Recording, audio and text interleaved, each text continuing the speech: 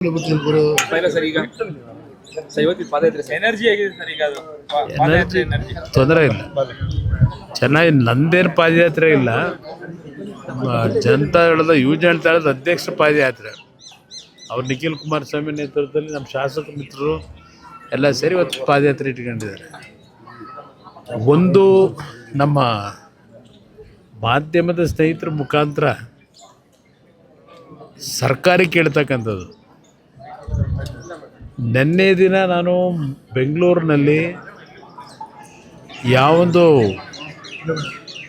ನೈಸ್ನ ಪ್ರಾಜೆಕ್ಟ್ನ ಹೆಸರಿನಲ್ಲಿ, ಬೆಂಗಳೂರು ಮೈಸೂರಿನ ಇನ್ಫ್ರಾಸ್ಟ್ರಕ್ಚರ್ ಕಾರಿಡಾರ್ನ ಹೆಸರಿನಲ್ಲಿ ಕಳೆದ 30 ವರ್ಷಗಳಿಂದ ರಸ್ತೆ ಕೆಲಸದ ಹೆಸರಿನಲ್ಲಿ ರೈತರ ಭೂಮಿನ ಲೂಟಿ ಮಾಡಿ ಹಲವಾರು ಅಮಾಯಕ ಕುಟುಂಬಗಳ ಮನೆಗಳನ್ನು ಬುಲ್ಡೋಸ್ ಮಾಡಿ ಬೀದಿಗೆ ತಂದಿಟ್ಟಿರ್ತಕ್ಕಂಥ ನೈಸ್ ಪ್ರಾಜೆಕ್ಟ್ನ ಸೂತ್ರಧಾರ ಪಾಪ ಹೇಳ್ತಾರೆ ದೇವೇಗೌಡರು ಕೂಸು ಅಂತೇಳಿ. ತಾಯಿ ಚಾಮುಂಡೇಶ್ವರಿಯ ಸನ್ನಿಧಾನದಲ್ಲಿ ನಿಂತು ಹೇಳ್ತಾ ಇದ್ದೀನಿ ಆ ಮಹಾನುಭಾವರುಗಳಿಗೆ, ದೇವೇಗೌಡರು ಆ ಒಂದು ಬೆಂಗಳೂರು ಮೈಸೂರಿನ ರಸ್ತೆ ಕೆಲಸ ಆಗಬೇಕು ಅಂತ ಹೇಳಿದ್ದು ರೈತರನ್ನ ಒಗ್ಗಲೆಬ್ಬಿಸಿ ಲೂಟಿ ಮಾಡ್ತಕ್ಕಂಥ ದಗಾಕೋರ್ ಕೆಲಸ ಮಾಡಿ ಅಂತ ಹೇಳಿದ್ರಾ? ಇದ್ರ ಬಗ್ಗೆ ಚರ್ಚೆ ಮಾಡೋರಿಗೆ ದೇವೇಗೌಡರು ಕೂಸು ಅಂತ ಇರ್ತಕ್ಕಂಥ ಮಹಾನುಭಾವರುಗಳಿಗೆ ಹೇಳ್ತೀನಿ, ಹೆಸರು ಹೇಳಲ್ಲ. ಅವರಿಗೆ ದೇವೇಗೌಡರ ಬಗ್ಗೆ ಚರ್ಚೆ ಮಾಡ್ತಕ್ಕಂಥ ಒಂಗುಷ್ಟು ನೈತಿಕತೆಯೂ ಉಳಿದುಕೊಳ್ತಾ ಇರ್ತಕ್ಕಂಥವ್ರು ಅವರೆಲ್ಲ.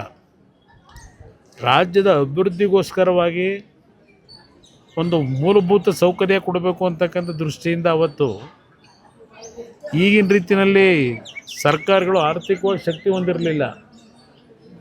ಅವತ್ತು ಬಹುಶಃ ದೇವೇಗೌಡರ ಕಾಲದಲ್ಲಿ 3,000 ಕೋಟಿ ಕರ್ನಾಟಕ ರಾಜ್ಯದ ಬಜೆಟ್ಟು. ಆ ಹಿನ್ನೆಲೆಯಲ್ಲಿ ಅವತ್ತೇನೊಂದು 15-20 ಮಕ್ಕಳು ತೀರ್ಕೊಂಡು ಹೋಗಿದ್ದಾರೆ ಆಕ್ಸಿಡೆಂಟ್ನಲ್ಲಿ. ಒಂದು ಒಳ್ಳೆಯ ಸುಸಜ್ಜಿತ ರಸ್ತೆ ಆಗಬೇಕು ಅಂತ ತೀರ್ಮಾನ ತಗೊಂಡ್ರು. ಡೆಲ್ಲಿಗೆ ಹೋದರು. ಡೆಲ್ಲಿಗೆ ಹೋದ ನಂತರ ಇಲ್ಲಿ ಏನೇನಾಯಿತು 30 ವರ್ಷದಲ್ಲಿ? 2002ಕ್ಕೆ ಅವರು ಚುನಾವಣೆ 1999ರಲ್ಲಿ ಜನ ಸೋಲಿಸಿದ್ರು. 2002ರಲ್ಲಿ ಮತ್ತೆ ಕನಕಪುರದಲ್ಲಿ ಲೋಕಸಭೆ ಉಪಚುನಾವಣೆಯಲ್ಲಿ ಗೆದ್ದರು. ಆಗ ರೈತರು ಬಂದು ಅವ್ರ ಮುಂದೆ ಆ ಯೋಜನೆ ಹೆಸರಿನಲ್ಲಿ ಏನೇನು ಅಕ್ರಮಗಳಾಗ್ತಾಯಿದೆ, ರೈತರ ಭೂಮಿನ ಕಾನೂನು ಬಾಹಿರವಾಗಿ ಲಪಟಾಯಿಸ್ತಕ್ಕಂಥ ಲೂಟಿ ಮಾಡ್ತಕ್ಕಂಥ ಕೆಲಸಕ್ಕೇನು ಅವತ್ತಿನ ಸರ್ಕಾರಗಳು ಚಾಲನೆ ಕೊಟ್ಟಿದ್ದರು. ಅದನ್ನು ಹೇಳಿದ ಮೇಲೆ ನಿರಂತರವಾಗಿ ಆ ಪ್ರಾಜೆಕ್ಟ್ನ ವಿಷಯದಲ್ಲಿ ಆಗಿರ್ತಕ್ಕಂಥ ಕಾನೂನು ಬಾಹಿರ ಚಟುವಟಿಕೆಗಳು, ಇಲ್ಲೀಗಲ್ ಆ್ಯಕ್ಟಿವಿಟೀಸ್ ಬಗ್ಗೆ ಧ್ವನಿ ಎತ್ತಕ್ಕಂಥ ಕೆಲಸ ಏನು ಮಾಡಿದ್ರು. ಅವತ್ತಿನಿಂದ ಅವ್ರದ್ದು ನಿರಂತರ ಒಂದೇ ಸ್ಟ್ಯಾಂಡಲ್ಲೇ ಇದ್ದಾರೆ. ನಾನು ನೆನ್ನೆ ಹೇಳಿರ್ತಕ್ಕಂಥದ್ದು, ಯಾವ ಒಂದು 28ನೇ ತಾರೀಕು ಕರ್ನಾಟಕ ಹೈಕೋರ್ಟ್ನಲ್ಲಿ ಡಬಲ್ ಬೆಂಚ್ನಲ್ಲಿ ಕೊಟ್ಟಿರ್ತಕ್ಕಂಥ ತೀರ್ಪಿನ ಹಿನ್ನೆಲೆಯಲ್ಲಿ ಸರ್ಕಾರಿ ಕೇಳ್ತಾ ಇರೋದು ನಾನು. ಈ ತೀರ್ಪೇನು ಕೊಟ್ಟಿದ್ದಾರೆ, ಪಾಪ ಪ್ರಿಯಾಂಕಾ ಖರ್ಗೆ ಎಲ್ಲದಕ್ಕೂ ನಾನು ಎಲ್ಲಿ ಬಾಯಿ ತೆಗಿಬೇಕು ಅಂತೇಳಿ ಕಾಂಪಿಟೇಷನ್ನು, ಈಗಂತೂ ಭಾಳ ಕಾಂಪಿಟೇಷನ್ ಪ್ರಾರಂಭ ಆಗಿದೆ. JDS ಪಕ್ಷನ ಯಾವ ರೀತಿ ಬೈದು ಓಲೈಸ್ಕೋಬೇಕು ಸರ್ಕಾರದಲ್ಲಿ ಅಂತೇಳಿ. ಪಾಪ ಭಾಳ ಕಷ್ಟಪಟ್ಟು ಮಾಡಲಿ ಆ ಕೆಲಸನ, ಚೆನ್ನಾಗೇ ಬೈಲಿ. ಆದರೆ ಅವ್ರು ಹೇಳ್ತಕ್ಕಂಥದ್ದು, ಯಾವೊಂದು ಜನರ ಒಂದು ಗೌರವ ಉಳಿಸ್ಬೇಕು, ಸರ್ಕಾರದ ಗೌರವ ಉಳಿಬೇಕು ಅನ್ನೋದಿದ್ದರೆ ತಪ್ಪೇನು ಮಾಡಿದಿರಿ ಸರಿಪಡಿಸ್ಕೊಳ್ಳಿ.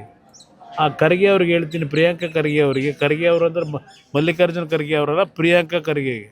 ಇದೇನೋ ನೆನ್ನೆ ಅದು ಬೆಂಗಳೂರು ಮೈಸೂರಿನ ಇನ್ಫ್ರಾಸ್ಟ್ರಕ್ಚರ್ ಕಾರಿಡಾರ್ದು ಟೋಲ್ ಏನು ಕಲೆಕ್ಟ್ ಮಾಡ್ತಾ ಇದ್ದಾರೆ ಅಲ್ಲಿ ಬೆಂಗಳೂರು ಸುತ್ತಮುತ್ತ, ಅದು ನ್ಯಾಷನಲ್ ಹೈವೇಗೆ ಸೇರ್ತದೆ ಅಂತ ಹೇಳವ್ರೆ. ಸ್ವಲ್ಪ ತಿಳ್ಕೊಂಡು ಮಾತಾಡಲಿ, ಎಲ್ಲದಕ್ಕೂ ಬಾಯಿ ಚಪಲಕ್ಕೆ ಮಾತಾಡೋದು ನಿಲ್ಲಿಸ್ಲಿ ಪ್ರಿಯಾಂಕಾ ಖರ್ಗೆ. ಅದು ಕರ್ನಾಟಕ ರಾಜ್ಯ ಸರ್ಕಾರದ ಹೆದ್ದಾರಿ ಯೋಜನೆ, ಅದು ನ್ಯಾಷನಲ್ ಹೈವೇ ಯೋಜನೆ ಅಲ್ಲ ಅದು.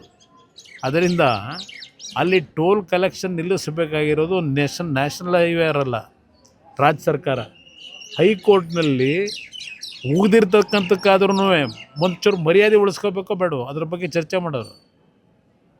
ಇವತ್ತು ಹೈಕೋರ್ಟ್ನಲ್ಲಿ ಹೇಳಿದ್ದಾರೆ, ಸರ್ಕಾರಕ್ಕೆ ಏನಾಗಿದೆ, ಇದು ಕರ್ನಾಟಕ ರಾಜ್ಯದ ಇತಿಹಾಸದಲ್ಲೇ ಒಂದು ದೊಡ್ಡ ಹಗರಣ, ಸ್ಕ್ಯಾಮ್ ಅಂತಕ್ಕಂಥದ್ದನ್ನು ತೀರ್ಪು ಕೊಟ್ಟಿದ್ದಾರಲ್ಲಿ. ರೈಟಿಂಗ್ನಲ್ಲಿ ಬರೆದಿದ್ದಾರೆ, ಬರೀ ಮೌಖಿಕವಾಗಿ ಹೇಳಿರೋದಲ್ಲ, ರೈಟಿಂಗ್ನಲ್ಲಿ ಬರೆದಿದ್ದಾರೆ. ಟೋಲ್ ಕಲೆಕ್ಟ್ ಮಾಡ್ತಿರೋದು ಇಲ್ಲೀಗಲ್ ಅಂತ ಹೇಳಿ ಕೋರ್ಟ್ ಹೇಳಲಿಲ್ಲ.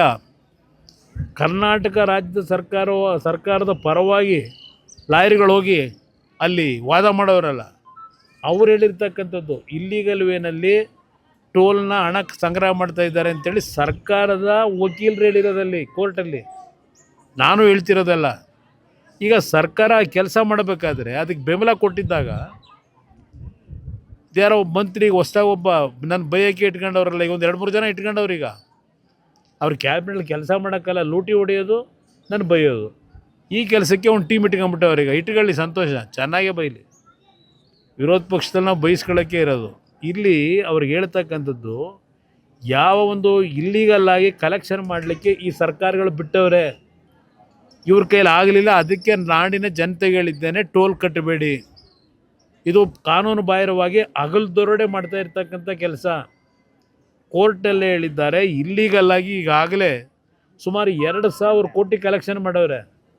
ಆಮೇಲೆ ಅದ್ರ ಬಗ್ಗೆ ನಾನು ಮಾತಾಡೋದಕ್ಕೆ ಟೀಕೆ ಮಾಡೋರಿಗೆ ಹೇಳ್ತೀನಿ, ನಿಮ್ಮ ಜಯಚಂದ್ರ ಅವರ ಗ್ರಂಥ ಬಿಡುಗಡೆ ಮಾಡಿಸಿದ್ರಲ್ಲ 2017ರಲ್ಲಿ, ಸದನ ಸಮಿತಿ ಅಧ್ಯಕ್ಷರು ಮಾಡಿ, ಲಾ ಮಿನಿಸ್ಟ್ರು, ಅವ್ರು ಕೊಟ್ಟಿರೋದು ವರದಿ ಸ್ವಲ್ಪ ಓದ್ರಪ್ಪ. ಏಕೆಂದರೆ ದುಡ್ಡು ಹೊಡೆಯೋಕ್ಕೆ ನಿಮಗೆ ಟೈಮ್ ಇಲ್ಲ. ಇವತ್ತು ನಿಮಗೆ ಅದು ಓದೋಕ್ಕೆ ಎಲ್ಲಿ ತಾಳ್ಮೆ ಎಲ್ಲಿದೆ, ಸಮಯ ಎಲ್ಲಿದೆ ನಿಮಗೆ? ಅದನ್ನು ಓದಿ ನಂತರ ದೇವೇಗೌಡರ ಬಗ್ಗೆ ಆಗಲಿ, ನನ್ನ ಬಗ್ಗೆ ಆಗಲಿ, ನನ್ನ ಪಕ್ಷದ ಬಗ್ಗೆ ಆಗಲಿ ಟೀಕೆ ಮಾಡಿ. ಅದು ಹೊರತುಪಡಿಸಿ ಯಾರನ್ನ ಮೆಚ್ಚಿಸ್ಕೊಳ್ಳಿಕ್ಕೆ ನೀವು ಏನು ಟೀಕೆ ಮಾಡಿದ್ರು ಮುಂದಿನ ಚುನಾವಣೆ ಇದೆಯಲ್ಲ, ಸರ್ವನಾಶ ಆಗೋಯ್ತೀರಿ. ಹುಷಾರು, ಎಚ್ಚರಿಕೆ ನಿಮ್ಗೆ ಹೇಳ್ತಕ್ಕಂಥದ್ದು.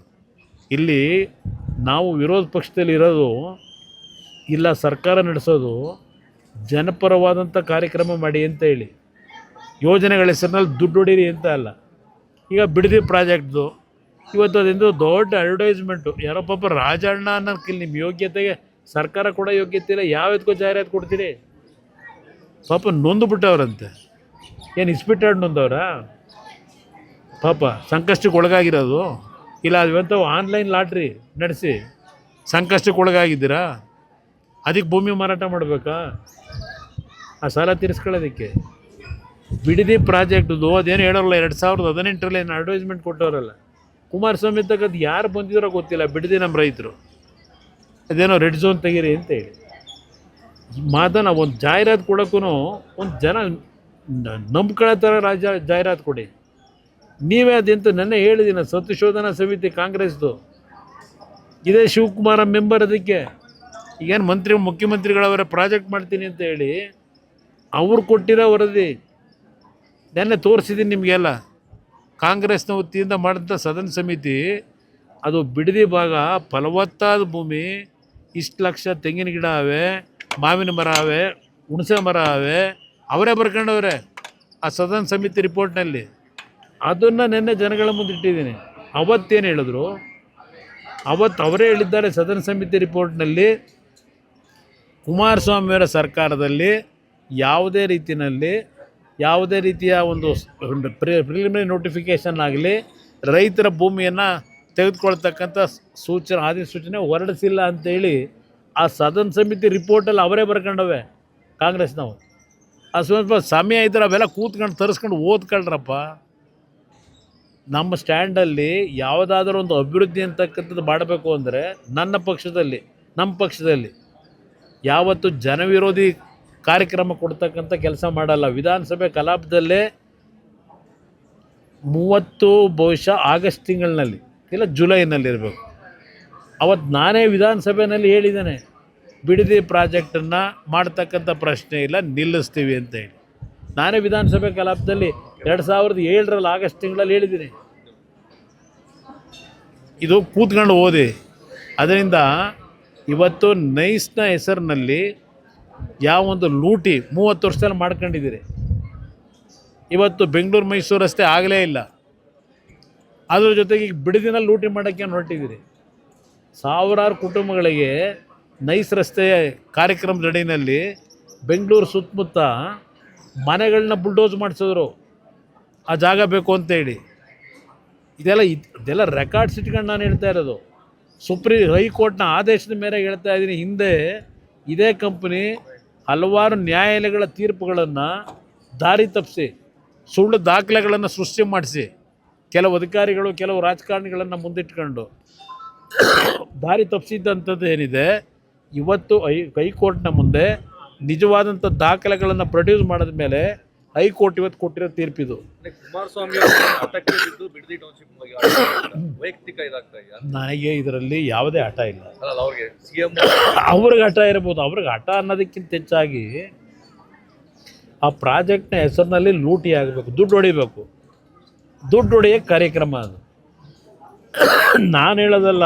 ಇವತ್ತು ಅಲ್ಲಿ ಆ ಲೋಕಲ್ MLA, ಆ ಕ್ಷೇತ್ರದ MLA ಈಗೇನೋ ಮಂತ್ರಿ ಆಗೋರೆ. ಅವ್ರು ಏನೇನು ಹಿಂದೆ ಮಾತಾಡೋರೆ ಪಾಪ ಸೋಷಿಯಲ್ ಮೀಡಿಯಾದಲ್ಲಿ ತೋರಿಸ್ತಾರೆ ಹುಡುಗರುಗಳು. ಸ್ವಲ್ಪ ಅದನ್ನೊಂಚೂರು ತೆಗೆದು ನೋಡೋಕೆ ಹೇಳಿ ಅವರಿಗೆ. DLF ಇಂದ ಕಿಕ್ ಬ್ಯಾಕ್ ಬಂದಿದೆ ಅಂತ ಹೇಳಿ ಯಾರಿಗೆ? ಕುಮಾರಸ್ವಾಮಿ ಅವರು DLF ಕಿಕ್ ಬ್ಯಾಕ್ ಪಡೆದಿದ್ದಾರೆ ಅಂತ ಹೇಳಿ. ಕಿಕ್ ಬ್ಯಾಕ್ ಪಡೆದಿದ್ರೆ ಸರ್ಕಾರ ಅವ್ರದ್ದೇ ಇದೆ ಅಲ್ವಾ?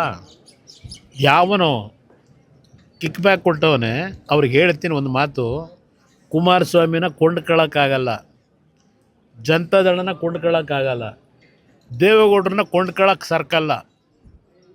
ಎಚ್ಚರಿಕೆಯಲ್ಲಿ ಮಾತಾಡಬೇಕಾದ್ರೆ ಇದೇ ವ್ಯಕ್ತಿ ಸಿಂಗಾಪುರದಲ್ಲಿ ನಾನು 2006 ಮುಖ್ಯಮಂತ್ರಿ, ಬೆಂಗಳೂರಿನ ಹೆಚ್ಚಿನ ವಿಡಿಯೋಗಳಿಗೆ ಪ್ರತಿಧ್ವನಿ ಯೂಟ್ಯೂಬ್ ಚಾನೆಲ್ ಸಬ್ಸ್ಕ್ರೈಬ್ ಮಾಡಿ, ಬೆಲ್ ಐಕಾನ್ ಕ್ಲಿಕ್ ಮಾಡಿ.